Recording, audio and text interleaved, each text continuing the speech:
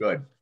I declare that the Zoning Board of Adjustment regular meeting is in session for September 7th, 2021 at 7:34 p.m.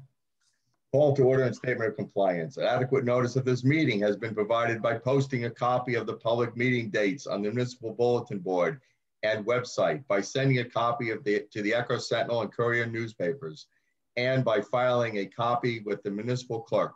Standard board procedures. Any hearing conducted by the board is a quasi-judicial proceeding. Any questions or comments must be limited to issues that are relevant to what the board may legally consider in reaching a decision, and decorum appropriate to a judicial hearing must be maintained at all times.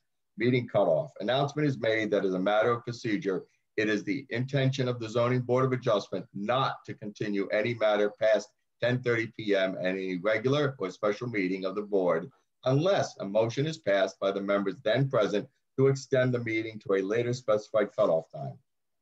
Pledge of Allegiance. Brian, would you lead us? I pledge allegiance to the flag of the United States of America and to the republic for which it stands, one nation, under God, indivisible, liberty and justice for all. Okay, roll call. Hold on, just gotta figure out how to stop. Okay. Where did my thing go here? I love Zoom. Oh my gosh.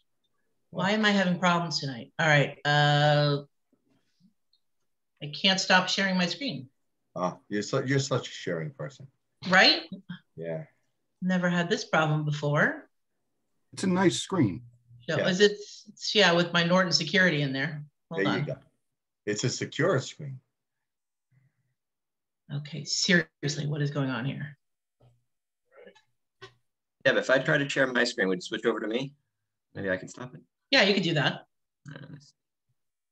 It says I can't share while someone else is sharing. Right, while others are sharing. It's a limited shareability. All right, well, hold on. Let me pull the roll call up and then, okay. Oh, no, I can't even do that. Oh, shit. Oh, wait. Okay. There we go. We did it. Okay. Okay. Eureka. Okay. Now I got to find where my roll call went. I'm sorry, guys. I'm having little difficulties tonight. Just give me a sec here. Hold on. Where'd my roll call go? I know it by heart by now. Mr. Aronia. Here. Mr. Giannakis. You have to say here. Still on mute. You're muted. I was trying to hit the space bar, but that wasn't working. No. Okay, good. I'm here. Mr. Grosskopf is excused tonight. Mr. Malloy is excused tonight. Mr. Rosenberg is excused tonight. Mr. Hain? Here. Miss Robertson, wrong board. Here. Vice Chairman Johnson? Here. Chairman Grecht? Here. Chairman All right, Yep. All right. Now we have the meeting minutes from August 31st, 2021. Has everybody had a chance to look at them? Yes. Okay. Any changes, corrections, or comments? All right, hearing none. The only person who was excused was Brian. So any one of those people that weren't excused, do I hear a motion to accept the August 31st? I'll move the meeting minutes from August 31, 21. Okay, do I hear a second? Anyone? Second. Okay, thank you. All right, all in favor? Aye. Aye. All right, good, it passes. Now we don't have the resolutions, right, Yolanta? No, I'm sorry, Chairman. Last week was a little bit crazy, so I will have them for the next meeting. That's okay. I just wanted to ask in case I missed them. Okay. All right, now we get to the main agenda. We have the bulk variance for block 11602, lot 24 in zone R-4, located at 318 Mercer Street, application number 21-09Z, a Ms. Donna Gonzalez. Applicant proposes an in-ground swimming pool and associated patio in the rear yard of a single-family residence. Is the applicant present? Yes, this is Jared Pate, the applicant's attorney. Okay, and I see the applicant. And yes. Your Your engineer is here, Anthony. Is that your engineer? Chester DiLorenzo is our engineer and planner. Oh, Chester. Anthony, I see him. he's there as well, and Anthony Schiavone is the applicant's pool contractor. So okay, great. The whole team Good. is here. The whole gang. All right. Take it away. Great. Before you do that, hold on. Yolanda, would you swear in our experts, please? Of course, Rich, Liz, would you please raise your right hands, and do you swear that the testimony you're about to give with regard to this application will be the truth, so help you God? I do. I do. Thank you. Great. Okay. Take it away. We're going to make an opening statement. Okay. Good evening, Mr. Chair, members of the board professionals. My name is Jared Pape. I'm an attorney with the law firm of Heilbrunn Pape, and our firm represents Ms. Gonzalez in this application. I just first want to address, I know we had some notice problems earlier in the summer. So we apologize for that. We had circulated our notices and sent our notice to the newspaper well in advance. And shortly before the meeting, we were notified by the newspaper after receiving confirmation that the publication, that the notice was published, was not published. So those things happen, and we apologize for the inconvenience that may have caused to your agenda. That's okay. It wasn't your doing. We can't control others newspapers. So. Happens from time to time. But so out of abundance for fixing it. Yeah, well, out of abundance of caution, we noticed in both the newspapers this time, and I just want to confirm with the board's attorney that our notices are in fact adequate for the board to take jurisdiction this evening. Yes, they are. Thank you. Excellent. Thank you. Just have a quick few words of an introduction before we switch over to Mr. DiLorenzo, who will be doing most of this substantive presentation this evening. So Ms. Gonzalez is the applicant. She's here this evening. She's a member of the community looking to make improvements to her personal residence by adding a swimming pool and some associated patio and paving around that swimming pool. We are here requesting a variance for impervious coverage. We were able to make a plan that did not require any other bulk variances. We do comply with all of the necessary setbacks. And we do believe that what's being proposed as far as a pool is modest in size and appropriate for the property. We know that there's been a dialogue between our applicant's engineer and your board's engineer regarding some possible DEP permits or approvals that may be necessary related to this property being in a flood zone. There seems to be some discrepancy on that point.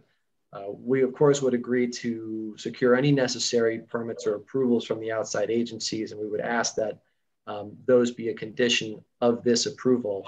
I think most importantly, as I mentioned here, we're requesting some bulk variances. And we want to demonstrate to you that what's being proposed will have no negative impact to the surrounding properties. And I think you'll hear tonight in testimony how between primarily our stormwater system that's being proposed and just as a function of the topography of the property, that there will be no negative impacts to the neighbors. So with that as some opening words, this evening, as we mentioned, we have Chester DiLorenzo, who's the applicant's professional engineer and professional planner. I intend to call him. Ms. Gonzalez, the applicant owner, is available. I do not intend to call her for testimony, but she is available if you have any specific questions for her. And Anthony Schiavone is the applicant's pool contractor. Again, I do not intend to call him, but he is available in case there are any specific questions for him. So if Yolanda, would you swear in their engineer, please? Yes, Mr. DiLorenzo, do you swear that the testimony you're about to give with regard to this application will be the truth, so help you God? I do. Thank you. Can you please state your name for the record and spell your last name? Absolutely. My name is Chester DiLorenzo, D-I-L-O-R-E-N-Z-O. I'm the principal of Midstate Engineering Incorporated. I'm a professional engineer, professional land surveyor, and professional planner. I received my engineering license in 1983 by examination in the state of New Jersey, my planner's license in 1984, and my land surveying license in 1989. The last time I appeared in Long Hill Township was 2016. I could go through a litany. I do this about once a week, but I could go through a litany of other experiences I have. I'd ask that the board consider this minimum qualifications to speak tonight. And to clarify, we're asking to qualify Mr. DiLorenzo as both a professional engineer and professional planner. I'm sorry, is it, excuse me for the interruption. Is it just me or is everybody else having trouble? I was just going to mention that. Mr. DiLorenzo, could you adjust your mic or speak a little closer to it because we're having trouble hearing you? I apologize. Of course I will. No one has ever accused me of being quiet. Well, Zoom has a funny thing, does funny things to people. I assume that both your licenses are still current from the last time you came before us? They are. Okay. Yes. And what is your planning background? I've done professional planning testimony in a number of towns. I've been qualified before by the State Supreme Court in the state of New Jersey. I've done planning work in Lake Como. I've done planning work in Jackson Township, both in Ocean County. And I've done planning work in Belmar in Monmouth County. Okay, I deem you qualified. Thank you. Thank you. Thank you. If I may proceed, I'm not a real good at question and answer, but I think the board would appreciate the fact that the property is situated on the northerly side of Mercer Street, up from the corner of. Ooh, that wasn't great. About two. Yeah, you have to talk into your mic. It's 2 lots in from Valley Road, okay. And the property drains in a southerly direction. In fact, I've read both the engineers and the planner's letters, which I agree with both of them. The lot acts as a drainage way for the properties of lots 2101, 19, 15, and 12.01. Effectively, the contiguous properties all drain to this property, and the water then drains to the south and onto Mercer Street for its ultimate disposal. The property is somewhat undersized for the R4 zone where 20,000 square feet is required. This particular property has some 15,714 square feet, so it's undersized by about 4,300 square feet.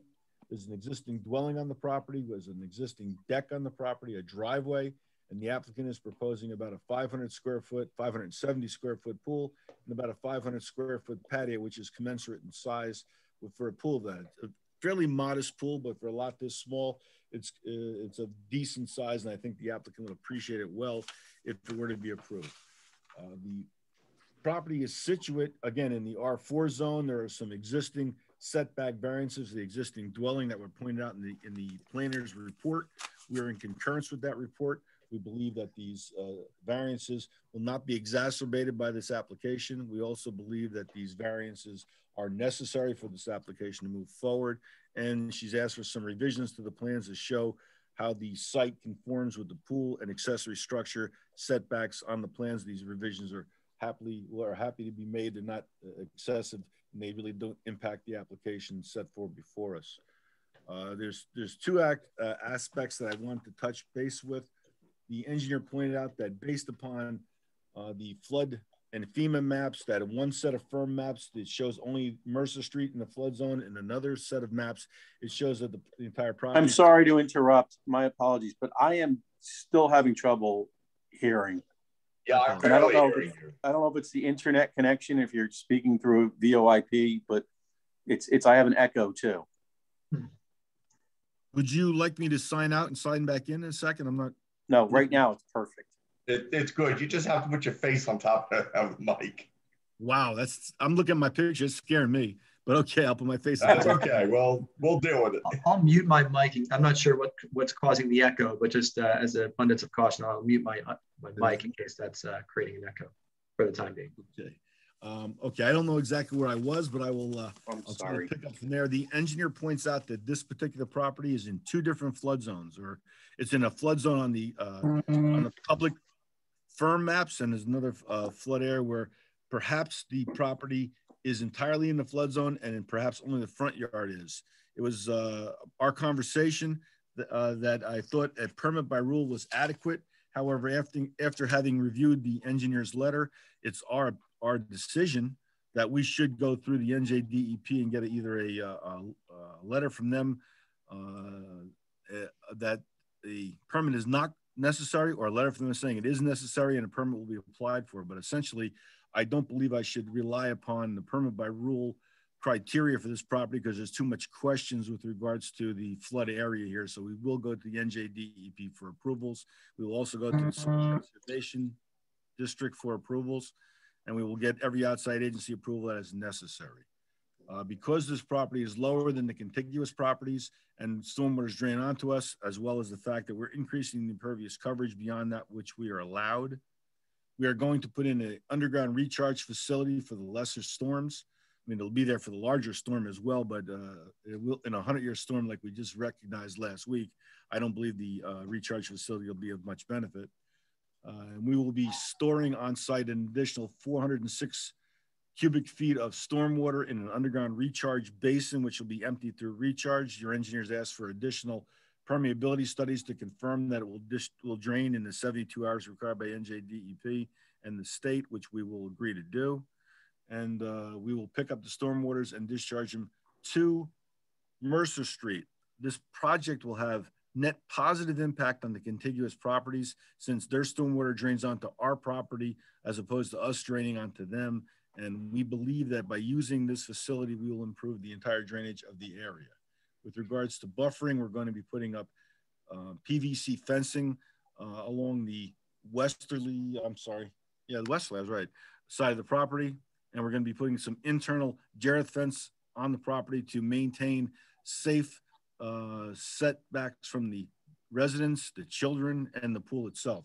So all in all, we feel the site is designed very well from a standpoint of engineering. We feel that it would be a safe site. If the board were to see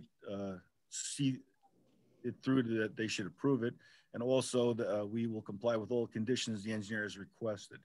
Now, with regards to the planning aspects of the property, we believe that from there's two possible C variances on this property that could be used to approve the property. First of which is the hardship by the fact that the property is unusually narrow compared to the zone. However, there's other properties on the street in similar circumstance. So I believe the flexible C2 variance is the proper bulk variance to be requesting. Since the benefits, in our opinion, outweigh the detriments, we're improving the circumstance for our property. We're improving the stormwater drainage for the contiguous properties. And we believe that the benefits greatly outweigh the detriments if this property were to be approved for this pool. And that we believe that that it advances the municipal land use law because an accessory residential use on this property is conducive to a residential property. And this variance would only apply specifically to this one property. So therefore, we're not looking to make any type of blanket approval. So essentially, we believe a flexible 2C variance would work here and that the property would benefit the neighborhood. In brevity, that's what I have to say in my direct. Before I let the board members ask questions, Rich, do you have any questions or issues based on your report to their engineer? No, just for the board's satisfaction. There are two types of maps that that pertain to that define whether a property is in a floodplain or not. The first is the FEMA map, which you're all familiar with, and that that particular map shows that the floodplain is within Mercer Street and the property is not. There's also a secondary source in this case where an adopted flood study has been submitted and accepted by the DEP that also establishes a floodplain. And that map, which is consistent with the town mapping that was done by Ferrero Associates, the township engineer, shows that this property pretty much up to the back property line is in a floodplain. In general practices, you use the more conservative of the two. So we believe that it is in a floodplain. Although, as I indicated in my report, both FEMA and DEP allow that there are often inconsistencies with their aerial topo, and that the first order of defense an applicant has in showing whether they're in or out of the floodplain, or the first set of verification, not really defense, is that they can look at actual elevations on the property and compare them to the stream profile analysis as part of that flood study. So they can, it's possible they can prove through that method that they may not be required to go to the DEP. assuming that they are in the floodplain, there are multiple permits that this applicant can get, and those permits are designed to ensure that there's no filling on the property that would kick floodwaters onto adjacent property. Assuming that it floods in the backyard, they prohibit them from filling the backyard and pushing that water onto neighboring properties. So those are in place, and certainly if a DEP permit's required, it's either a permit by rule or perhaps an individual permit. The applicant can if this board would act positively, they would of course have to meet that criteria. If they couldn't meet the DEP criteria, then the application would fall on its own. It would effectively be denied on its own merit because it couldn't get a DEP permit, and that would be a condition of any approval this board might grant. So there is a discrepancy that needs to be ironed out. It doesn't really go to the issue of the coverage issue before the board. I would say that just a slight, I would point out, or I have a question, I guess, for Mr. DiLorenzo. You indicate that you're providing a net benefit to the neighbors, and that's the basis for your C2 variance. However, you're basically just storing the differential for the increased volume. Are you adding any additional volume over what's required? The requirement, a very de minimis amount, Mr. Keller. The requirement is for 373 cubic feet. We're storing 406. So we're bringing a little bit more stormwater, but we're regrading the yard to push the stormwater more to the south toward Mercer Street. So I believe there's a net benefit, but we're not storing a significant amount of stormwater. If it's a tight backyard, and I think you've done a skillful job at getting a detention system that meets the town standard in there. And my question is, do you have the ability, you basically are requiring, I believe, 6 units of the storm scepter chambers, storm tech chambers. Do you have the ability to fit 2 more chambers in there? Because I note that your property is, while you're only increasing the impervious area by 1,120 square feet, you are, however, you will be 1,783 square feet over what's permitted in the zone. So the question is, if you were to apply rather than the 1,120 and go up to the 1,783, that would clearly take the property back to a conforming level, clearly be a net benefit, an additional benefit to the neighborhood. The question is whether you have enough space to fit 2 more chambers in, because obviously at 1,783 to get back to effectively the maximum allowable coverage, you would need to provide 588 cubic feet of storage. Is that something you can physically do on the property? And would that in any way bolster your argument? I appreciate the comment, and the answer is yes. I can fit 2 more storm scepter chambers to make for lack of a better word, an 8-banger out of it, where I have a 6-banger. So the answer is we can include additional stormwater storage in underground in the form of 8 storm scepter chambers, and I'd make that a formal request. Okay, great. Thank you, Rich, for bringing that up. Liz, do you have any comments or questions for their planner person? No, I will say, I mean, where they need the variance is on maximum lot coverage. And I think obviously lot coverage is restricted in part because of stormwater management issues and concerns about stormwater management issues. And I think, the pool and the patio around the pool are in line with other pools and patios that this board has approved. So it's not really, excessively large. So I think if the stormwater management can be designed to Rich's satisfaction, then I think the board should take that into consideration, absolutely, in evaluating whether a variance should be granted for the lot coverage. Thank you. All right, any board member have a question for the applicant's engineer / planner? Yes, Jerry. During your comments, I think you gave the dimensions of the pool, and I was unable to hear that. First, did you actually give the dimensions of them? I know they're on the plans, but did you state them? I indicated that the pool is in fact 573 square feet. It's 35 by 17 and a half. So it's 573 square feet. Okay. And you also talked about the retention basin. What is the depth of the retention basin at the bottom? The detention basin itself is 30 inches deep. However, there's a foot of stone above it, so it'll be down in the ground about 42 inches.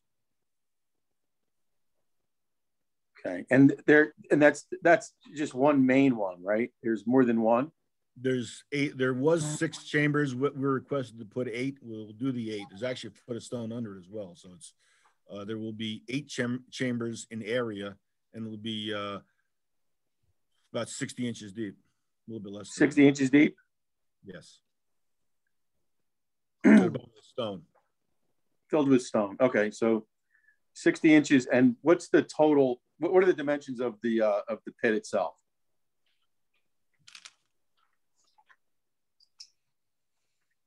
Each chamber is 90 inches long, so I'll have like 700 inches. I have a calculator here, so I can tell you that. It'll be about, that's not the right answer. So let me open up my computer and do it the right way.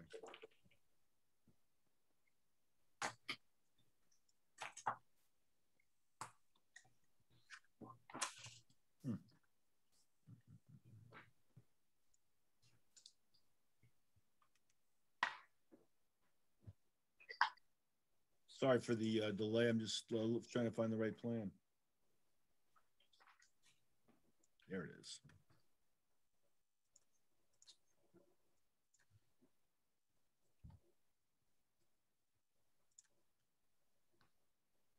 So it's going to be 28 feet long with all 8 chambers by 9 feet wide. And you also talked about DEP permitting, or maybe some other type of permitting. Can you just talk about that again? Is there a discrepancy between what you believe and what our engineer believes, or do you guys agree? Well, we agree that there's 2 frames of reference to look at the flood plains. Both are published by either the state or FEMA, and they disagree with each other. And rather than have your engineer, who's taking a more conservative approach, and myself disagree with it, we're going to let the authorities at hand make the decision, which would be the NJDEP. Which would be who? The NJDEP. NJDEP. So you're willing to go with whatever NJDEP says can happen in that area? That's correct. If they like what I've presented, they will say we don't need a permit. If they do not like it, they will tell me to apply for a permit. It's called an applicability determination. Okay. Thank you very much. You're welcome, sir. Any other questions? Got a question. Yes. Mr. DiLorenzo, when was the last time you visited the property? Before the storm, maybe a month ago. So you didn't visit after the property. So I'm sorry. I apologize, but I didn't hear the answers. I just got a tinny. He said a month ago. He said a month ago. He went a month ago? Okay. If you had visited the property in the last week, would you be able to determine whether or not you thought it was a good place for a pool? I don't know how to answer that question because under the NJDEP and FEMA rules, putting a pool in a floodplain is a good idea, not for the homeowner, but for the rest of the site, because we're building a hole in the ground that stores more water. So I've done many, many pools in floodplains, gotten the proper permits in the past. Do I think it's a good place for a pool? I'm sorry, I don't live in a flood area. I live on high ground.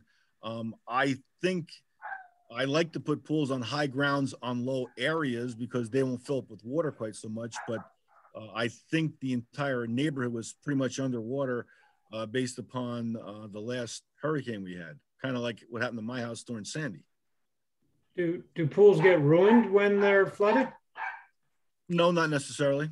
They do not. They're what happens when they get flooded, they're pumped out.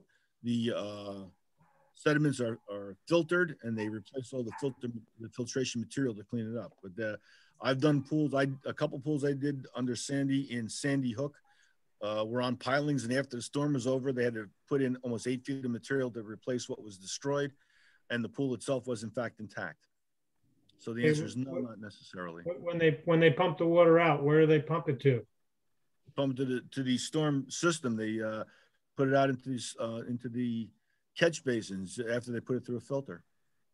With the ones that are on the property, or the ones that are in the street? No, the ones that are in the street. The ones on the property handled by recharge. They're going to be, they're going to absorb stormwater for the lower level storms. Whatever floods this pool is going to be a 100-year storm or heavier. And you say by putting in those detention basins, that's helping the neighbors? Yes.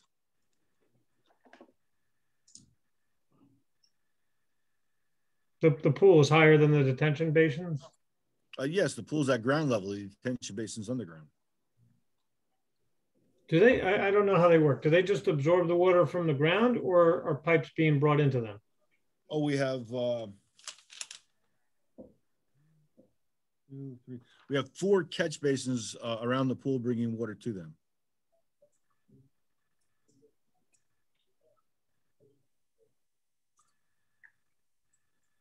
All right, I can't think of anything at the moment else. Right. Thank you, Gary. Yes, Rich. I just wanted to remind the applicant, one of my requests in my report was you indicate the inlet that basically drains these backyards, but you didn't indicate where it goes to, and I couldn't see it where it hit these streets. So one of the conditions is you're going to have to demonstrate, should the board approve this, you're going to demonstrate where that pipe goes to, the slope, and the relative the depths of the pipes in Mercer Street, so we can ascertain whether that will function properly. And to I guess Mr. Aronio's question with regard to that system, one of our standard requests is that they do site-specific permeability testing, not rely on published data.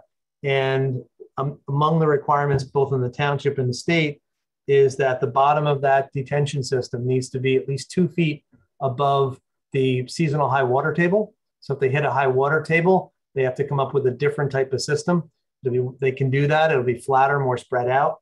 It looks like they have the area to do that. But if the system is too deep, it hits groundwater, we would reject it. Needs to be demonstrated that the permeability rate is such that it'll drain within 72 hours. So if the next storm that comes through can be absorbed. And again, all of those would be deal breakers. So from a stormwater management point, there's still some work to be done, both in terms of any DEP permits that might be required. Again, as the applicant indicated, this is basically going at or just below grade. So they are at their own risk should any stormwater get into the pool. There is a little bit of resiliency in their grading plan that lowers some of the ground to get into those inlets. But there are a number of loopholes that they'll need to jump through, or criteria that they'll have to meet to demonstrate that this system can function, or they'll have to redesign it, or if they can't redesign it, again, they will not be given a building permit. Okay. So what you're saying, Rich, is we could say yes, but other contingencies could stop it.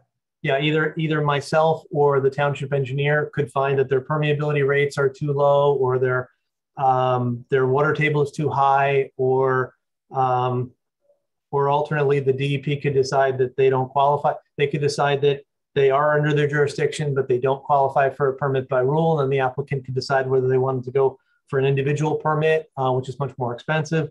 So there are a number of hurdles that they'd have to get through. So just this approval is not 100%. They've got to jump through some other hoops as well to demonstrate that they can meet all of the town's criteria and the state's criteria. Okay, good enough. Thank you. Any other questions from board members? Can I ask another question? It reminded me as Mr. Keller was speaking, maybe this is a question for Mr. DiLorenzo since Mr. Keller brought it up, but the permeability, do you experience properties in the flood zone that have limited permeability that might make this a tough hoop to jump through? No, the permeability has not been an issue in flood zones. Mr. Keller mentioned the depth of groundwater. Depth of groundwater in some cases was high, some cases was reasonably deep, but permeability has not been a problem in the flood zones. Okay. Righty. Any other questions from board members? Mr. Chair, I just have one. So if I could summarize what you mentioned with our board attorney, if I understood correctly, the drawings that we currently have as shown, the stormwater design accounts for the increase that you propose in your design, but based on this conversation here, you'll also redesign it to account for the existing impervious that's over the allowable lot coverage. Is that accurate? That's correct. Mr. Keller indicated that if we were to put in 2 more chambers, we would have the number that was in excess of the additional impervious lot coverage. And I looked at it quickly and realizing I could fit 2 more 90-inch chambers there. So therefore, I believe we can accommodate his comment, which is in excess of what I needed to do to comply with the ordinance. Okay, so then under normal conditions, not under the big storms, but under normal conditions, we're actually, if I understand this would actually reduce runoff off the site as it currently exists. That is correct. Thank you. Any other board member questions? Okay. Next witness. Mr. Chair, Mr. DiLorenzo is the only witness. I know. I'm just saying. Before Mr. Chairman, before we go to any other witnesses, we have to have questions from the public. I know that. I was just asking him if he had a next witness. Oh. I remember. Any public out there? I know there's at least one member who wants to speak. Okay. Yes, she figured out how to raise her hand. Yay. All right, Miss Schreiber, now you have to unmute yourself.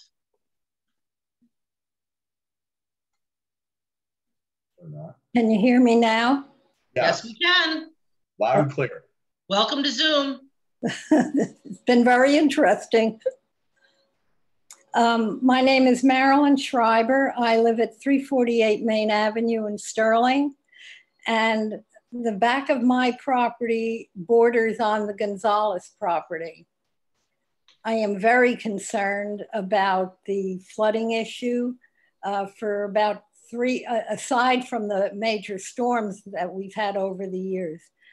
For about 3 or 4 weeks before this last storm, my backyard was saturated. I have a detached garage and I could see water. Ms. Schreiber, do you have a question for Mr. DiLorenzo? No, I don't have a question. I just time out.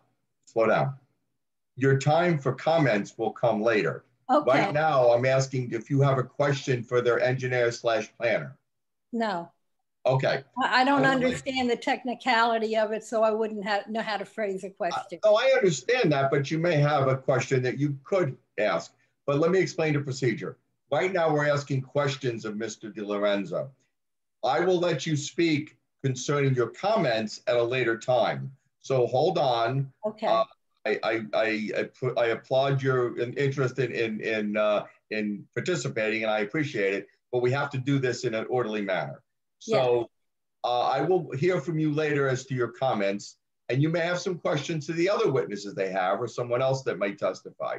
So you stick around, and you may have some more questions from other people. So at the end, we'll take comments from you and comments from the board members, and we'll wrap it up. So with that said, just sit tight, and we'll get back to your comments. Okay. Pape, would you have any other witnesses? Sure. Okay, Ms. Schreiber, I'm gonna mute you now, and then when you have comments at the end, you can raise your hand again. Mm-hmm. As I mentioned, Mr. DiLorenzo is the only witness I intended to call. Both Ms. Gonzalez, who's the applicant and owner, and Anthony Schiavone, who's the pool contractor, are on and available. And I just want to take this moment to point out that we are well aware of the flood hazard issue and the requirement to get any necessary approval or permit from the outside agencies. In this case, specifically the NJDEP, as I mentioned in the introduction. And certainly, as we think it'd be appropriate for that to be a condition of this approval. We're here really asking this board to grant the necessary bulk variance, which is the impervious coverage variance that we're requesting. And I think Mr. DiLorenzo demonstrated, well, I'll back up. I think that one of the keys to putting on the necessary testimony supporting that request is to demonstrate that we are, among other things, that we are not having a negative impact on the neighbors. And between the stormwater system and the elevation of the property, I think Mr. DiLorenzo's testimony supports that point. So I do have one question, Mr. DiLorenzo. Our engineer had asked you about the topography of the area, and he said that visually it looks like your property is lower. Did you make any calculations or have any scientific proof that your property does not run off to someone else, that the property runs onto you from the surrounding area? We have done some topographic work, and we find that the contiguous properties drain onto this property. So we are lower. So the neighbor, the person who just stated that her property backs up to the back, that her property would drain onto your property, is that what you're saying? That is correct. Her property drains onto our property. And I would also say that her contiguous neighbor, being lot 21.01, is probably the big reason why she's having drainage problems, if any. But her property drains onto our property, and we're going to improve that. Okay, all right. I have a question for Ms. Gonzalez, if you could, if you would unmute yourself. Would you, Yolanta, would you swear her in, please? Sure. Ms. Gonzalez, could you please raise your right hand? Do you swear that the testimony you're about to give with regard to this application will be the truth, so help you God? I do. Thank you. Please state your name for the record and spell your last name. Dana Gonzalez, Gonzales. Thank you. Thank you. Ms. Gonzalez, how long have you been living at the property? About 2 years. 2 years. In that 2 years, aside from this major flood we had, what has been your observation as to water, direction of water runoff and what's going on in your backyard? As far as our backyard, I agree. We get water from our neighbors. There's certain spots of our backyard that just collect the water. So. And the place you're putting your pool, is that where the water collects or not? It is. Okay. So, and you have those inlets directed to the underground storage, from what I understand. Your planner just said, your engineer. Yes, so that it will improve how our backyard handles the rain and the overflow. Okay. Was your backyard underwater this time with the? Not completely, but it was a larger puddle. We had no damage to our house. There was the flooding on our street, but it stopped at the corner of our driveway. Oh, okay. So you basically fared pretty well as far as. Yes, we didn't have any damage. Okay. Well, that's good to know in this flood. I mean, yes, we survived lucky. This. That was pretty good. We were very lucky. Yeah. Any board member have questions for Ms. Gonzalez as to the nature of her property or her project? No. Okay. Applicant attorney, do you have any reason to have the applicant's contractor testify to anything, or? I do not. He was just he's here if there were any specific pool related questions that we couldn't answer, but I have no direct questions for him. Okay. Board members, do you have any questions for the applicant's contractor? This might have been covered before, but how deep is the pool? Not sure if that's going to be a question for Mr. Schiavone or Mr. DiLorenzo. Well, if he's the contractor, he should know, right? Anthony, could you unmute yourself? Mr. Chairman, if he's going to answer that, we're going to have to swear him in, I think. Yes. Yolanta, would you swear him in, please? Thank you. Okay, sir, if you can please raise your right hand. Do you swear the testimony you're about to give with regards to this application will be the truth, so help you God? I do. Thank you. Can you please state your name for the record and spell your last name? Anthony Schiavone, Schiavone. Go ahead, Gary. Thank you. How deep is the pool proposed to be? I believe the depth on the pool is 6 foot. And that's in the deep end, and then you have a shallow. Yeah, this specific pool is a concrete wall vinyl liner. So the vessel is a 10-inch thick monolithically poured pool. So very structurally sound for the area. The shallow end depth is a 3 foot 10-inch finish grade. And the deep end area at its deepest point, the hopper area is 6 foot. No diving board, I assume. No, that doesn't meet the regulations for that. Right. And how deep down do the water containment vessels go that Mr. DiLorenzo talked about before?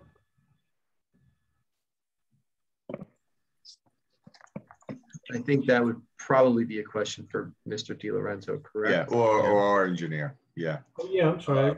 I was looking at him, but yes. Mr. DiLorenzo, how deep your container vessels? The bottom of the infiltrator vessel itself is down below grade about 50 inches, 4 feet and a couple inches. So the pool is more likely to hit groundwater before your vessels. It's true. Yes, the pool is deeper than the vessels. Correct. Okay. Anthony, what company are you with? The company is Seasonal World. Okay. Can you build a pool when it hits groundwater?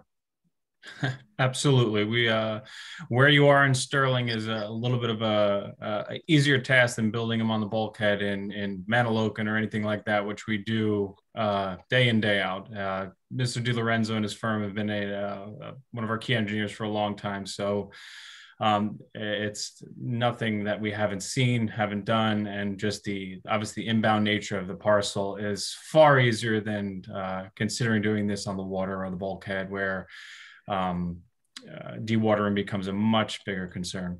So when you build a pool below the groundwater level, where does the water that you displace go? So you never stop the water that's underneath the pool. So as excavation occurs, in the event that underground water is encountered, we typically overdig the pool in that specific area by 1 to 2 feet. And there's typically just a dry well put in there. So what ends up happening is that groundwater that's there, there's a line and a pump that essentially just takes it from that lower point, contains it, allows obviously our teams to build the pool. And then from there, what ends up happening is that water is just simply put into the stormwater drains or the street drains that are on the property for a certain amount of time during construction. Once it's at the point where the floor of the pool's in and then the liner of the pool is in, the weight of the water inside just counterbalances the pressure. Those pumps are shut off, pools filled to normal operating level, and the groundwater issue is no more. That stone, those lines, and those pumps all remain on site. So if Ms. Gonzalez has future issues during a storm like we just had, or in a decade and a half, she goes to replace the liner of the pool, she already has these measures in there to control that water, so there's no detrimental impact down the line. So when you say the water is no longer an issue, it's displaced somewhere else during construction. Yeah. But then you turn those things off, and then what happens to the water that would normally come to the groundwater level? How is it then displaced? It doesn't need to be displaced. So the weight inside the pool prevents it from the liner or the floor moving, and it just maintains its normal path that's underneath the ground. So it's essentially traveling underneath the pool. Again, we never get rid of it. We're just temporarily moving it to another location when we're building the pool, because we have to maintain a dry structure and a dry substrate. After that, once that water is in the pool, that pressure is holding down that water and just continue flowing through that stone subbase that's underneath the pool. You say holding it down. Are you saying you're pushing the groundwater further down into the ground, or are you pushing it out to some other area that is no longer a temporary displacement? No. So what we're doing is we're just replacing, as we're digging the pool, right, we have no hydraulic pressure in there, right, because we're removing all the earth fill, and there's no water in the pool when it's being erected and built. Once we put that water back in, it just maintains, or it equalizes out the pressure. So that water just, instead of perking up, it continues to flow through the ground as if the fill was there prior or the water in the pool is there prior. So in other words, instead of dirt being there, the pool's there, but the water keeps flowing in the same direction. Correct. Yep. Ari, are you trying to ask, is the volume of the pool that displaces the groundwater, does that have any impact on the adjacent water table? I'm not asking it, I'm discovering that that's what happens. But the explanation is coming across as like, that doesn't happen. You're making the water run maybe a little deeper, but in the same direction. Is that what you're saying, Mr. Sharon? So the water is going to be wherever it is in the ground. All we're simply doing during the construction process is excavating that hole a little bit deeper than what it needs to be. So if the finished depth is 6 foot, we may go down to 7.5 feet, right? Depending on the tenacity and how much water is in that area. The pumping system just simply takes it from that location while the pool is being built to another location in and around the property. Generally, the stormwater drains, we usually run it out to the street where any normal rain would go. As the pool's built and the stone is in the pool, the base of the pool's in there, the cement floor goes into the bottom of the pool. Generally, once there's about 1 to 2 feet of water above where that water currently is, we're able to shut the pumps off. And then the weight of that water inside the pool, basically, as I said, pushes that water down that's underneath there, or just maintains the level because we're now equalizing out the pressures. And as the pool is completely filled in at its normal operating level, that's where it just continues to flow through that gravel base that's put in the pool. And those pumps are not needed at any time when the pool's at its normal operating level. Do we have any questions by the public for either Ms. Gonzalez or Mr. Chavon? Members of the public, if you have any questions, please raise your hand. Go up. Ms. Schreiber, okay. All right, Ms. Schreiber, you can unmute yourself.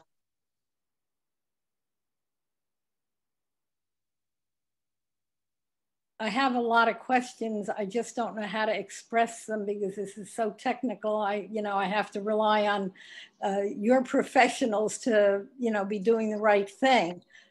So I don't have any specific questions for these gentlemen. Okay, I understand. I just thought, we had a little testimony from Mr. Chavon about how the pool's built and what happens to groundwater. Yeah. But do you have any questions pertaining to that? Well, I don't fully understand it. I mean, I don't understand how you can pump water away while you're building the pool. And then afterwards, that water is not affected by the pool that's been put in that place. But, Well, Mr. Chavon, can you address that in the sense that what happens? Does the water change direction? Does it continue to flow like it normally flows? Just address that for Mr. Sure. So it's going to flow in its normal path once the pool is built and once the water is at the normal operating level in the swimming pool itself. It's not going to change any direction. It's not going to increase in tenacity. It's just simply going to flow where it was underneath the pool vessel once the water is at normal operating level in the pool itself. Okay, thank you. Thank you, Mr. Chavon, for clearing that up. You can, okay. Okay, anyone else, any other members with questions? I have one final question. Go ahead, Joey. What happens with the excavated material from when you dig the pool out? Where do you put that material? So in most cases, because of the terrain there is relatively flat, most of that's going to be carted off site.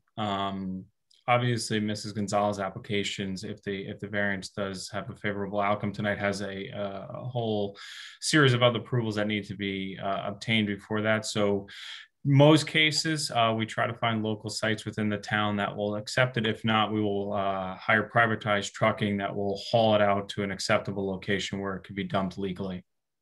And it's not going to stay on site? The only dirt that will remain on site would be what is ever needed for the backfill of the pool. So when you excavate the hole, you're not just digging the size of the pool, you're digging slightly larger than it for the purposes of running plumbing lines, trenches, all that good stuff. Right. So there is a small amount that will remain on site, but the actual usable pool area, step locations, inside of the pool, deep end area, if it's not needed to correct any grade or drainage on the site or create swale or contour lines, it's all hauled off premises. Okay, so I'm really getting at raising the existing elevation anywhere on that property. Is that the likely thing to happen, or is that part of your grading plan or contour so that plan? Yeah, that information is going to be detailed on the grading plan, and Mr. DiLorenzo could probably speak to this a little bit better, but he establishes what's known as a benchmark elevation, which is essentially where our finished coping height is, and that is ultimately what we go by to set the elevation of the pool, because all of his team's grading is established off of that. So whatever remaining fill is not needed, obviously to satisfy that grading plan, is hauled away off-site. In other words, the finished product should be no higher than what's there now. Very good, Mr. Chairman. I was going to explain that a little bit more. We cannot fill the area, whether it's, if the DEP does not take jurisdiction under the under all the rules for floodplain, we cannot leave any excess fill on the property. Okay. Are you good, Jerry? Yes, thank you. Okay, thank you. All right. Any other questions for anyone by the board members? Okay.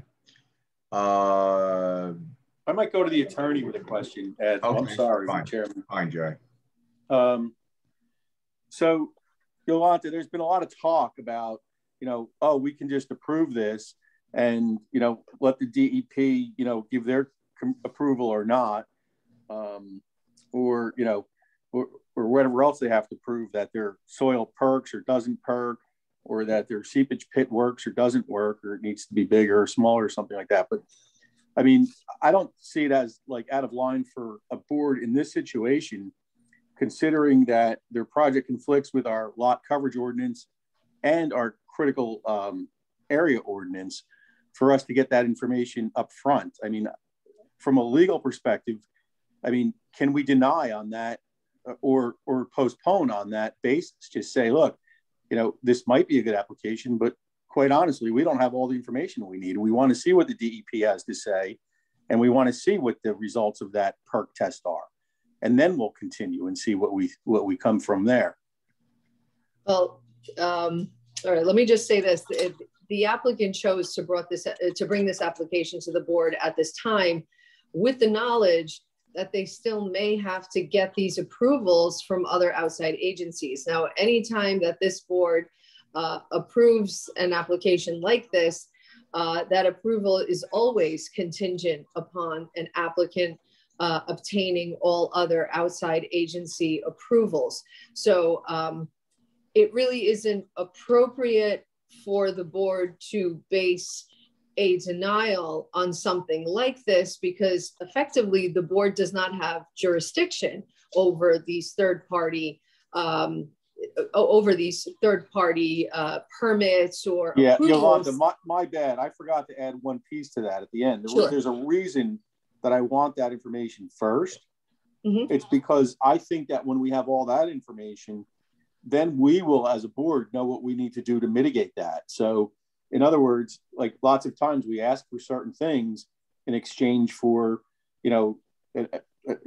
whatever passing of a variance on our ordinances. Like I said before, like our lot coverage ordinance. What are you going to do to mitigate that? Well, we don't really know what we can do yet because we don't know what they need yet. We don't know the dimensions of the seepage pits they might need. We don't know their soil perk. We don't know what the DEP might say. The DEP might say, you can put the pool there, but you have to move it 10 feet this way or 5 feet that way. I've seen stuff like that happen. So no, that is possible. And the applicant, has to start somewhere. So the applicant chose to come to this board to see if they can get an approval for the deviations from the land use or for the township's land use ordinance, but with the full knowledge that they still have to satisfy other agencies, and you're absolutely correct. If that were to happen and the DEP were to require something additional, something that would cause this pool, the swimming pool, not to be in the same location as what was demonstrated before the board, this applicant would have to come back because there might be other issues, other approvals, or other variances that they would need to seek. But they are taking that risk with the knowledge that they still have to go and seek these other approvals. And it's not inappropriate for the board to grant this approval while conditioning the approval upon securing those permits, securing those approvals without changing the nature of the application, and also allowing the board engineer and the township engineer to be able to approve the stormwater water management measures after the application is finalized. Yeah, Jerry, you're forgetting one thing, that the seepage pit size has already been looked at by both engineers, and they agreed to increase it. And as Yolanta says, it's their risk if they don't get the DEP's approval. And if they do, fine. If they don't, this whole thing is moot, but that's their risk. Yeah. Right. I mean, no, I fully understand that, but what I'm saying is we are being asked to grant the variance against something that right now it's prohibited to build anything in a critical area. So it's first of all, very timely that we're talking about this. We all saw what happened last week, and we saw what happened 10 years ago and 10 years before that. I mean, these events happen. And if we continue to allow it, you know, we just exacerbate the problem. And we're supposed to be going the other way, like the properties across the street, which were sold for flood mitigation purposes. They were sold to the DEP for that reason, you know? So what I'm saying is, are we choosing to continue to make the same mistakes by intensifying the building in the critical areas, especially the flood areas? And do they have they proven that this doesn't impact the area? Where I drive around town, and in regular storms, not only 100-year storms, I see seepage pits overflowing, like in an average thunderstorm, you know? And I understand what you're saying, they're dumping Jerry. water into the street. So is this stuff effective? And like I said, if I knew exactly what the DEP was going to say and exactly what the PERC results were going to be, we might then say, all right, you have that conditions from the DEP, and you have, you know, this soil PERC. We might then say, all right, we want you to plant this kind of tree or that kind of tree. We might decide something like that. But right now, I don't think what you're saying, Jerry. But you know, we've never had an application where they first gone to DEP and gotten their conditions. I've never seen an application do that before. So I don't see the benefit to that, because that's why the engineers look at the property. I don't think the DEP is going to say anything different than what our engineer or their engineer could figure out. You know, I understand what you're saying, Jerry, but I think that's putting the cart before the horse in this case. And if Ms. Gonzalez wants to sell her property to DEP, that's her choice, but we can't tell her that she has to do that. I mean, right. But we also don't have to approve a pool. I mean, we don't have to do that either. True. But if I understand what you're saying, Jerry, but I don't know how to respond to it. Yolanta, help me out here. Well, look, it's up to the board. It is within the board's prerogative to look at the criteria that, as it was described by the applicant's engineer/planner. You heard the testimony that was given by the applicant's engineer. And some of the notes that I took was that this should not be an issue, and that the applicant's engineer testified that actually it would be an improvement for the neighboring properties because there is drainage onto this property. Now the board needs to evaluate whether that is true or not, whether there have been any topographic maps or studies or anything submitted to support that. That's obviously something that the board would look at, that the board engineer would look at. And in addition, the applicant's engineer/planner also testified that that would satisfy the C2 criteria. In other words, that this would be an improvement to the area and that the benefits would outweigh any detriments. That's not to say that there are no detriments, but that the benefits would outweigh any detriments. And that's what the board is evaluating. Right. Just on that note, I believe, and I was having trouble hearing him, him being the engineer/planner, I believe that I heard him say that the pools hold water, therefore they are a good fit for floodplains. But in all my years on the board, I've always been taught that pools are not, good fit. They add to the impervious coverage and they do not accept rainwater. It's just the opposite. I can tell you right now. Pools, that's a question I leave for the engineers. Pools have an impervious aspect to them because they're made out of material that holds water. But I'll tell you, when it rains, my pool increases its depth. So it does hold water. I mean, right now I drained it down almost half. By the end of the winter, by the next spring, it's going to be full. It holds water. It gathers rainwater. I mean, that's a known fact. But when it's already full, it's not helpful. No, but pools are never full. You never fill a pool up to the top of the brim. It always has 5 or 6 inches. So it always holds water. I've never seen a pool. Pools never go up to the very top. That's not the way you do a pool. There's always 5 or 6 inches below a pool level before where the coping stops or begins. So there's room in a pool for another 1,000 gallons if you really wanted to fill it up. Most pools. And I think Mr. Chavone can agree with me that pools never fill to the brim, correct? Correct. And this question comes up often in cases where some municipalities do look at the pool as impervious and some don't. But as Mr. DiLorenzo said earlier, there's 570 surface square feet of the pool there. Average freeboards between, exactly as you said, 5 to 6 inches on any given moment, just because that's how the operations of the pool have to occur. Most homeowners do a good job of maintaining that. If anything, you're adding more water to it. So in those larger storms, you have, I don't know what the gallons ratio is off the top of my head, but approximately 6 inches times the surface area of the pool to collect water before you remotely hit the coping of the pool itself.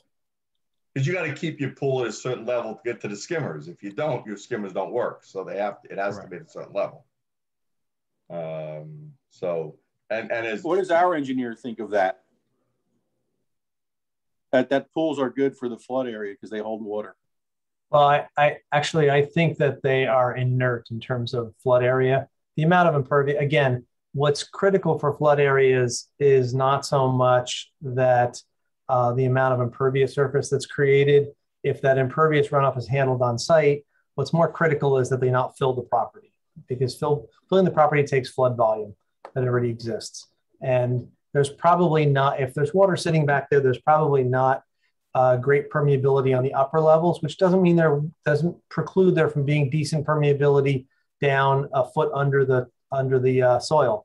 There's a lot of clay layers that run throughout the community. So in terms of I don't think it's a direct connection between, I don't think they're good or bad. Obviously the DEP wouldn't allow pools in a floodplain if they thought they were inherently detrimental to flood areas.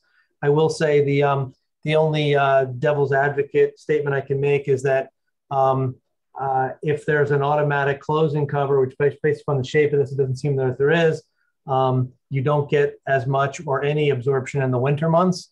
If there's a soft cover on top, you do get water that penetrates through that, and you will get, it's really a safety issue, and you will get some water that sits in the top. Basically, if they've got 480 square feet times a half a foot, that's 240. That's probably 2,500 gallons of water that can fit in top of that pool. When there's a soft cover, it's probably half that. If they do an automatic closing cover, which I don't think they plan because the shape doesn't really accommodate it, then that does soften that storage issue in the winter. Well, you have pervious and impervious covers. You have covers with holes in it that let water in or not holes in it. Yeah, you just want, it's really a safety issue. normally the ones that don't let water in, you have a pump on top and you pump it into, in this case, your drainage. Correct, but there's nothing inherently bad about a pool going in a flood zone versus not a flood zone. It doesn't increase the runoff. And this one, if the plan would obviously have to be constructed as proposed. And certainly I think it's going to be under DEP jurisdiction. So there will be no fill be allowed to stay on the site. So anything that comes out of that pool will have to leave the site, other than, covering back over any trenching, et cetera. But there'll be a net reduction in soil on this property. None can be added. Okay, thank you. Thank you, Rich. Thank you for that extensive explanation. Do we have any comments from the public now? Now is the time to have public comment. Okay, Ms. Schreiber. All right, Ms. Schreiber? Yes, can you hear me? Yes. Okay. Well, after what I've heard now, it seems to me like this is going to come back for ultimate approval. So I mean, should I repeat what I said before? I am very concerned about the displacement of the water, how it might affect my property.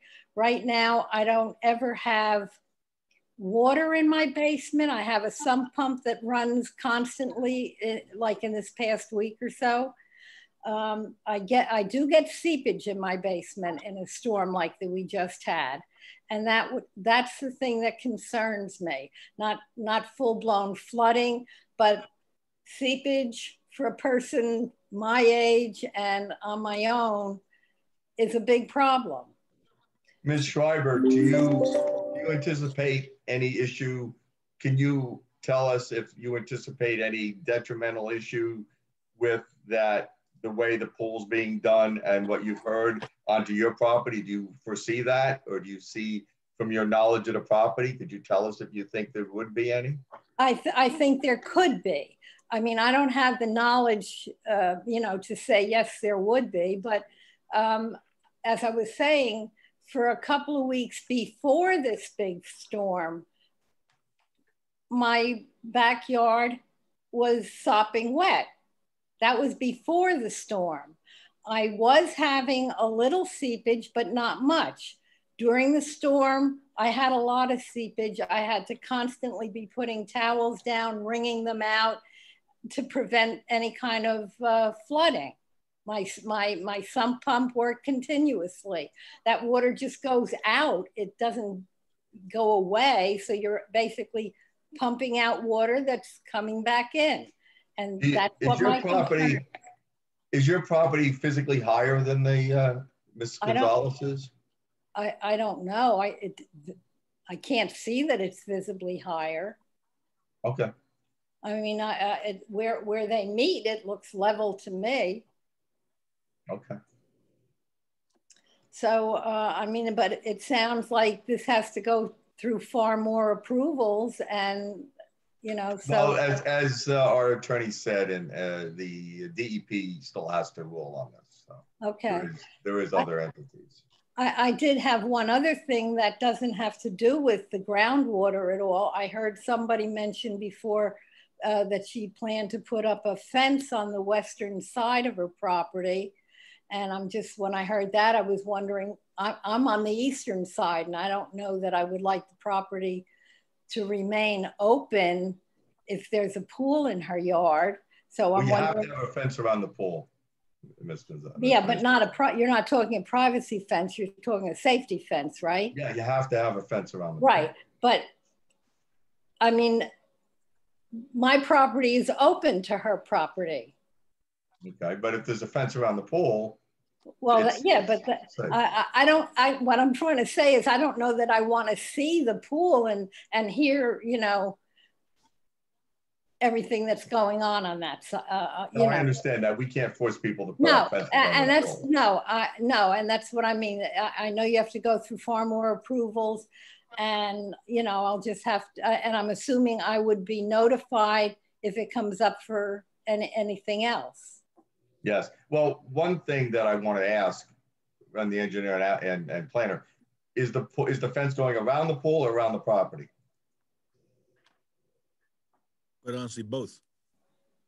So you're gonna have fencing around the entire property and the fence around the pool? Okay, that's correct. All right. Okay. Okay, thank you. Okay, thank you. All right, any other comments, Ms. Schreiber? No, I don't think so. I mean, it looks like there's still a lot to be determined. Oh, will I be notified if this comes up again for some kind of approval? Well, Yolanda, correct me if I'm wrong, depending on what this board does tonight, if they do get approval tonight and they go before the DEP, there's no notice for that. The only notice would be if they had to come before us. But after the DEP, does it come back to you? No. So after the DEP, it would be finalized one way or the other? As far as I know, yes, that the DEP approves it. Oh, okay, and I would not know what's about that until I either see or don't see construction. I assume so. Okay. Yes, Rich. By the way, I believe a flood elevation verification does require public notice by the DEP. And certainly if they have to go for an individual permit, they would need to notice all owners within 200 feet. If they qualify for a permit by rule, they do not need to notice. But I believe— Thank you for that clarification. I wasn't aware of that. So Ms. Schreiber, did you hear that? Hold on a minute. I already took her permission out. Okay. Ms. Schreiber, you're back.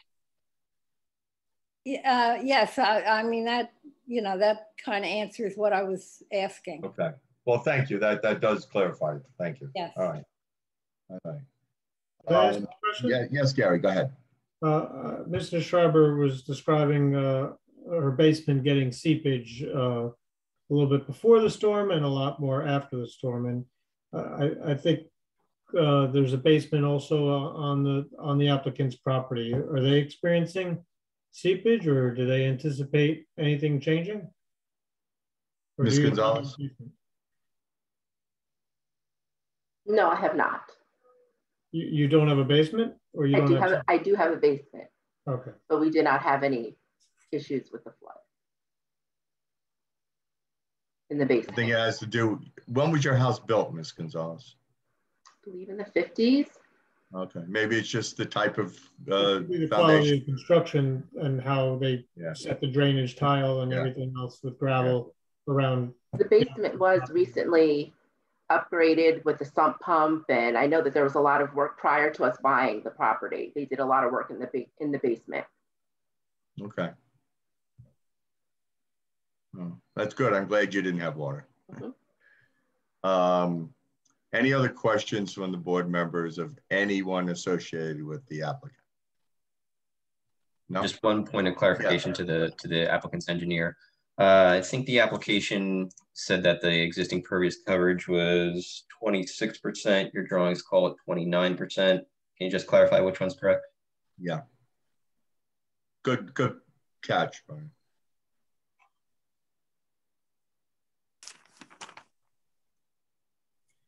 I believe the correct number is the 26.5% existing, because it's 4169 square feet. Oh, okay. So then the drawing then that shows 29.2 is the incorrect one?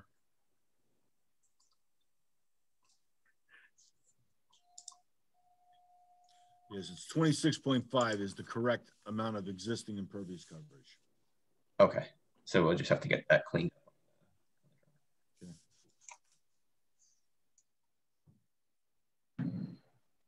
Okay, so it's going up almost 10 to 36.4. Is that correct? That's correct. Okay. 33.7. 33.7. 33.7. Okay. It's proposed. So the 26.5 is existing. And 33.7 is okay. So the chart that Liz looked at or used was incorrect then. From the numbers. I will say that the coverage calculations on the site plan drawings are consistent with what I have in my table. So coverage amounts should be clarified and corrected. Yeah. Well, that would be a condition. Yeah. So what are we looking at again? 26.1. What is existing? Well, there's two different things. There's a 29.2, and now he's telling us there's a 26.5, and then the proposed, he's saying 33.7, and then we have a 36.4 number. Right, so they're both. The site plan drawings show that currently their impervious coverage is 4,592, which equals 29.2%, and that it's going up to, just a second, that it is proposed coverage going up to 5,712, which would be 36.4%. Mm-hmm. Okay, so I believe I'm looking at different numbers unless I'm looking at an older drawing. Whose numbers are right?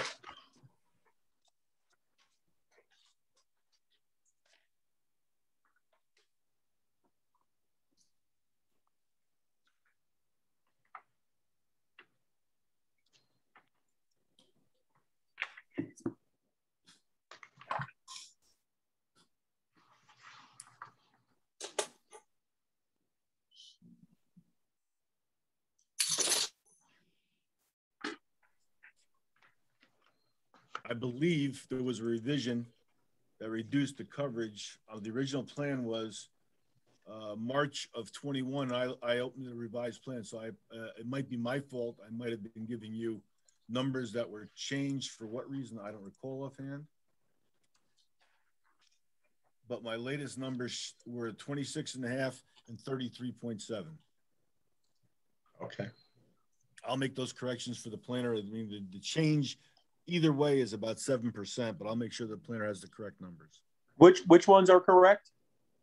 According to my plans with the latest revision to the Morris County Soil Conservation Review, it's 26.5 existing and 33.7 proposed. Okay, the number that's on the site plan. Yes.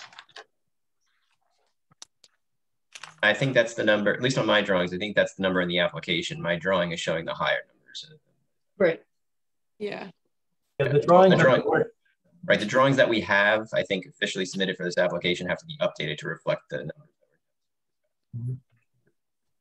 Professor, was the change related to the, I know there was a modification with the deck.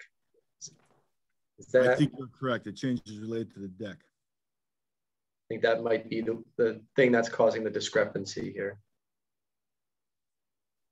Okay. The deck was removed or replaced or reduced? Yeah, what was done with the deck? Neither. Initially, we considered the deck impervious. Then we realized the deck has 50% pervious coverage. Oh, I see. Whatever understood. That's all correct numbers for the planner. That would be my fault. All right. Okay. Guys, want to take about a 5-minute break, and then we'll come back and have them do their closing and deliberate. A little bathroom break, get something to drink. All right. We'll be back by 9:02. All right. Thank you, Mr. Chair. You're welcome. Applicant attorney, would you like to have a closing statement? Sure, thank you. We appreciate all the comments and thoughts from both the board members and board professionals. Appreciate the detail with which you review these applications. I just want to reiterate that our request here is for a variance for impervious coverage, and we also understand there's a variance related to installing a pool within a floodplain. We acknowledge there's a discrepancy as to whether the property is or is not in a floodplain, but out of an abundance of caution, we are requesting both variances. This property is undersized. We think that the coverage that's being proposed is appropriate for this zone, keeping in mind that, as I mentioned, the property is undersized. And this is a residential use, and what we're proposing is going to remain a residential use. And what I'm pointing out here is that there's not an over intensification use of the property by adding the swimming pool. I think Mr. DiLorenzo did a good job of supporting the variance relief both with the negative and positive criteria. And as I've mentioned throughout the presentation, primarily by way of the proposed stormwater system and the topography of the property. And of course, we discussed the DEP permits and any other potential outside agencies. And I think it was well stated by the board's attorney. I don't think it would be appropriate for this board to consider the result of any outside agencies before making a determination here. But we would certainly commit to pursuing those approvals as needed as a condition of this approval. So with that, we would ask the board to vote favorably on this application. Thank you. Brian, would you like to start the deliberation? I'm in favor of the application. I do appreciate all the testimony and concerns regarding the flooding. In terms of, from a planning perspective, the lot is undersized. I think we can acknowledge that. I do think it would qualify for C1 in terms of the hardship on the undersized.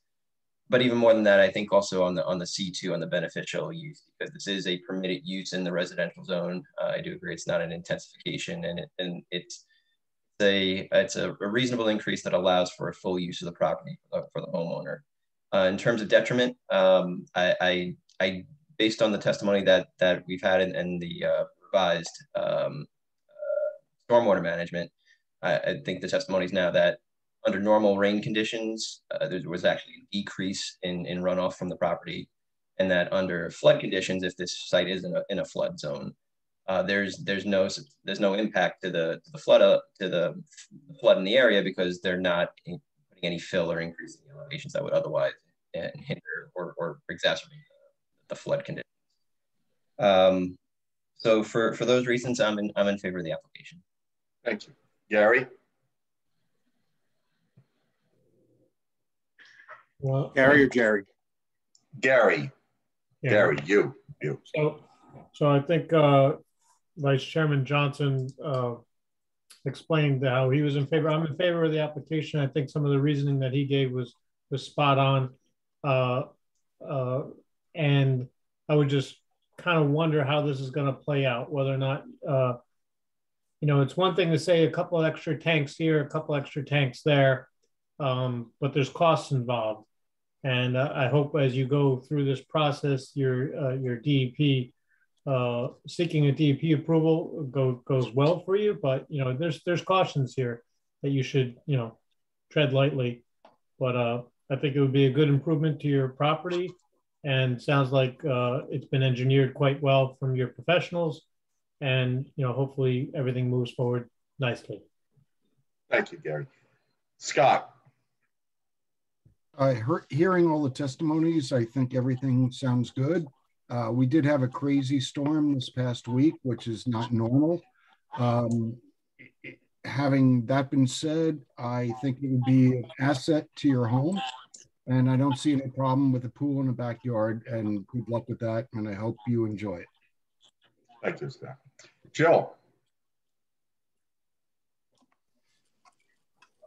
I'd be in favor as well. I think the board asked a lot more questions tonight than we normally do because of the recent storms, and it was I learned more about how pools are constructed in the runoff, so I found that quite interesting and helpful, because we don't normally ask about that.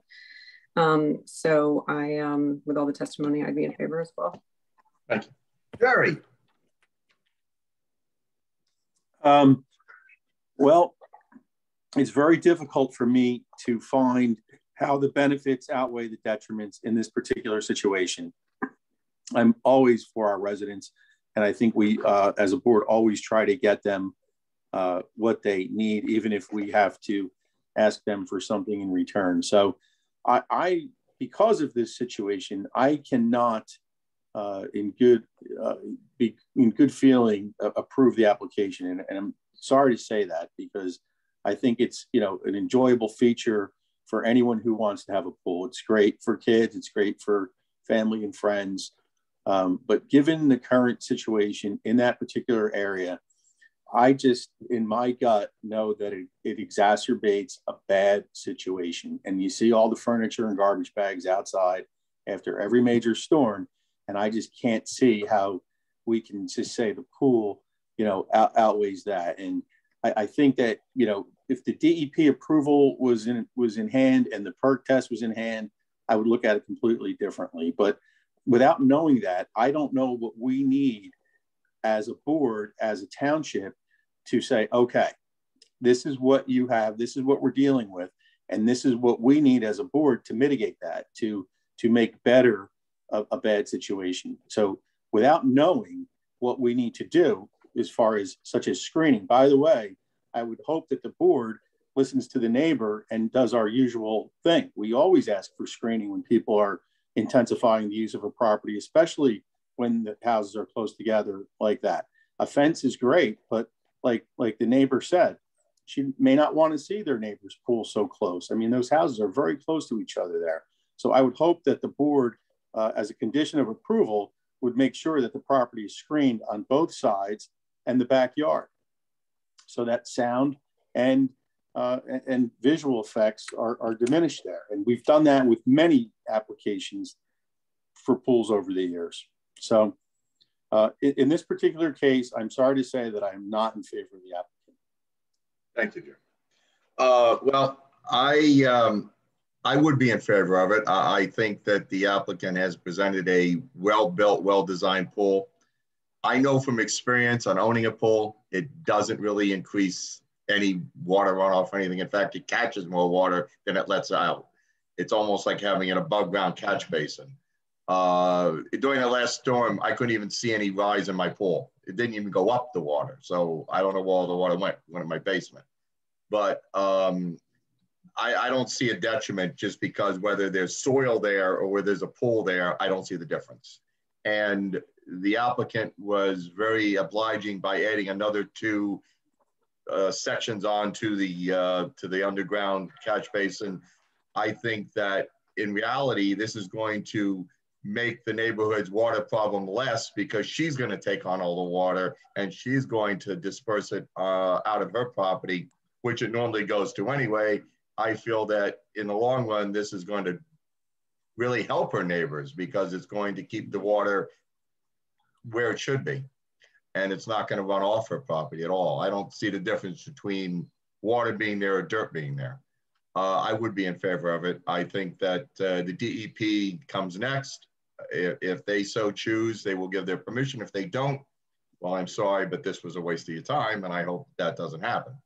But I would be in favor of it. And I understand your concerns, Jerry. I'm not diminishing them. I understand them. Yeah. Hey, there's a patio too and a pad. It's not just the pool. No, we're building a patio as well. No, I understand that, but there's the runoff, the catch basin, the grates. They're going to have all the water run into that and run underground. I think they've done extraordinary methods. Most people that put in pools don't even do half the stuff that they're doing. You know, I think for this small piece of property, they're keeping all the water on that property and taking on other people's water. So I think that they're really lessening the burden on the neighborhood. So I would be in favor of it. Okay, Yolanta, would you like to phrase something for us? But I would also say that there should be some screening approved by our planner along the fence, such as bushes or trees. And that would be something that you can run past our planner as far as that goes. So I would put that as a condition. Okay. Okay, so if the board were to approve this application, the board would be approving 2 bulk variances, 2C variances. The first is the impervious coverage variance, and it is for a total of 33.7% rather than the 36.4% that was indicated in the zoning table. And the other variance that the applicant is asking for in the event that the DEP determines that this piece of property is within the flood area is the bulk variance from a pool being located in whole or in part within a critical area, and that's in contravention of your ordinance section 142.1A. So those are the 2C variances that are being requested this evening. And some of the conditions, in addition to the condition articulated by Chairman Gorecht, that the applicant will provide screening along the fence to the satisfaction of the board planner and the board engineer. The applicant should and will either change the plan, clarify the plan, or clarify the zoning table on the plan so that it is consistent with what the board approved this evening, or will approve if the board should approve this evening. The applicant will also comply with the board planner's report dated September 3rd, 2021. The applicant will also comply with the engineer's report dated September 2nd, 2021.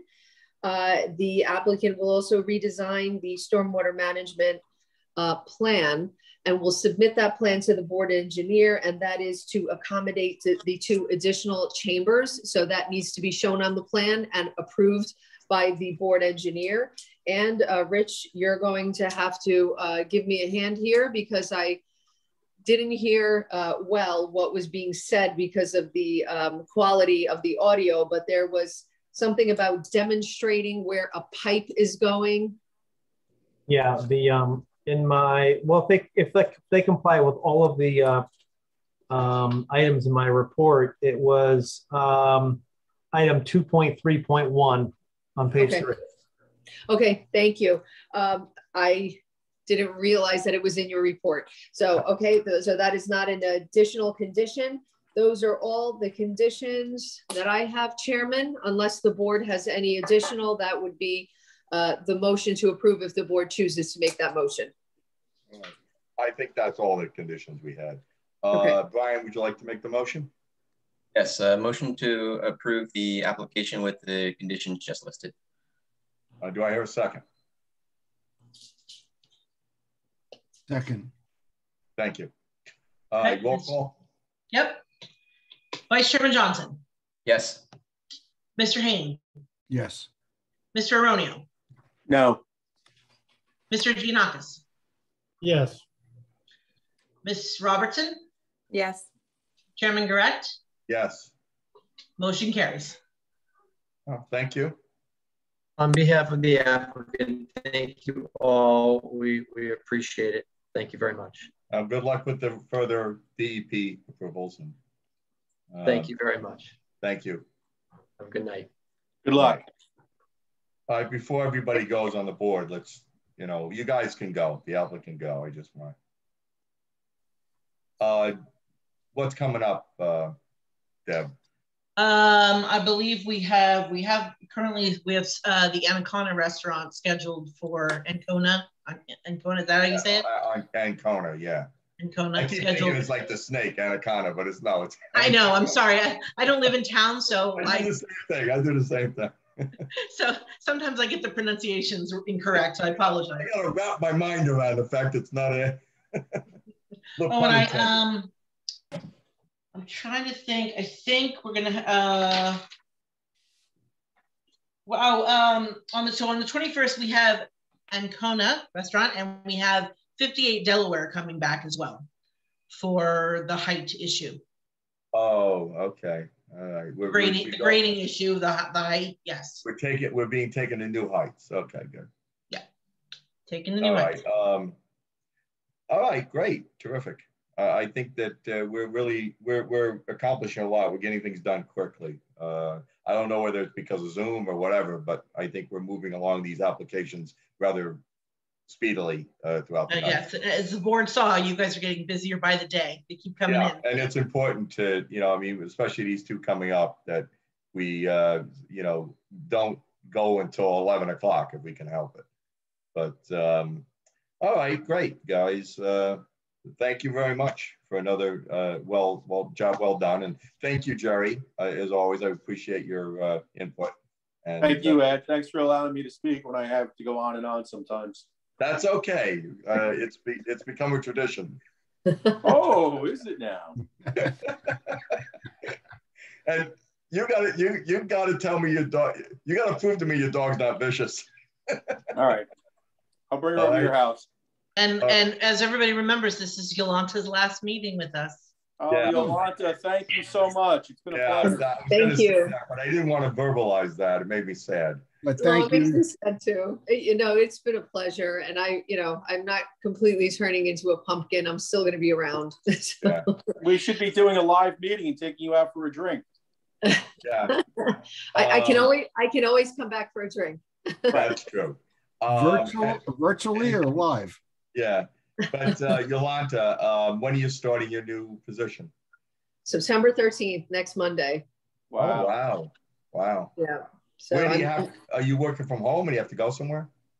I don't know. No one tells me anything. It's stressing me out. It's normal corporate nonsense. You don't find out until you need to know. Exactly. Are they a little hint? That's how they're negotiating jobs these days, where you get to work from home. Are they paying you, or is that virtual also? Well, they better be paying me. Well, pay in Bitcoin. One day it'll be worth a lot, and the next day it'll be worth nothing. Yeah. Right. I'm sure you'll enjoy it. It sounds like something that you'll be good at. I hope so. I hope so. And the new entity that is coming in as our attorney has big shoes to fill. Oh, thank you. And he's got big shoes, so it's all good. It was a pleasure meeting you and working with you. Yeah, it certainly was a pleasure for me as well. Long Hill by far has been my favorite clients.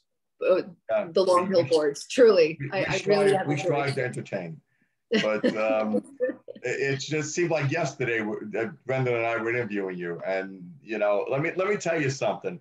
Out of all the people we interviewed at that time, the rest of them look like stuffed suits. I mean, and I'm not being sexist, but they, you know what I mean by they were just so dull and boring and just so run of the mill. And then you came along and blew us away. It was like, oh, that we definitely have to hire you. I mean, because I got to tell you something. You're quick on your feet. You think quick. And you know the answers, or at least something that sounds like a good answer when we ask. Exactly. I mean, and I don't mean that negatively, but Looks like a good answer. I'm always happy to entertain. That's half the battle. Yolanta and I know that in law, if you sound like you know what you're talking about, that's half the battle. True. But it's just so much of a pleasure because when we turn to you, you always say something very eloquently. And you've always been able to handle the applicant's attorneys, and it's always been very non-confrontational, and that's not always the case.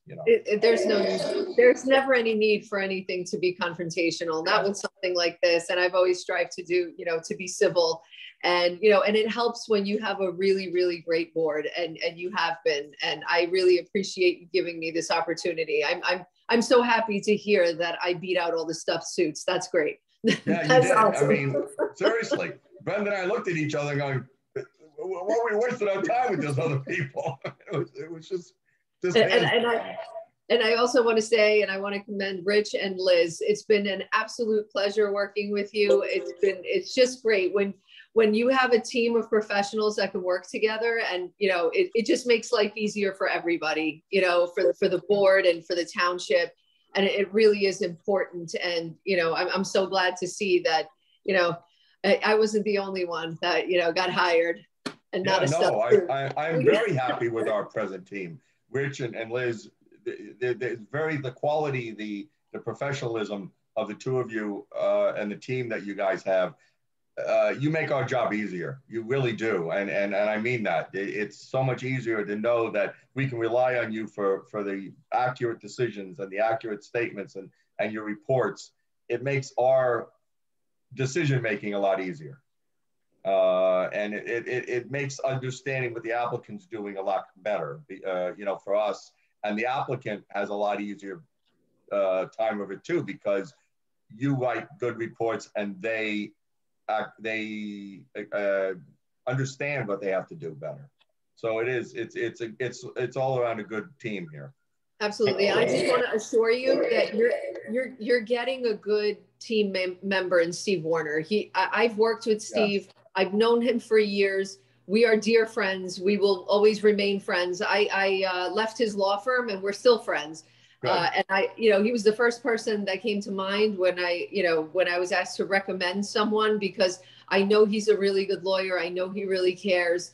He's a decent human being, and that's what it comes down to. He's also non-confrontational. He knows his stuff. He's a good person, and that's what I want you to have.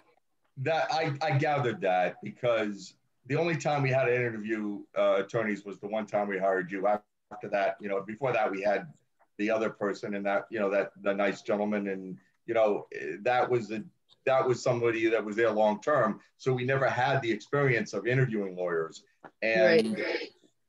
I can tell that the new person is going to be good. He's very, very dedicated to it. So, but he's still not you. So. Oh, thank you, and he knows it. Yeah, I know. All right, guys, we'll take it. Take care, guys. Thank you, Yolanta. Thank you so much. Thank you so much for the opportunity. Still need a motion to adjourn the meeting, people. Yes. I'm going to miss you. Do I hear a motion to adjourn? All right, second. All right, all in favor? Aye. All right, guys, good night. Take care. Good night, everyone. Thank you. Bye-bye.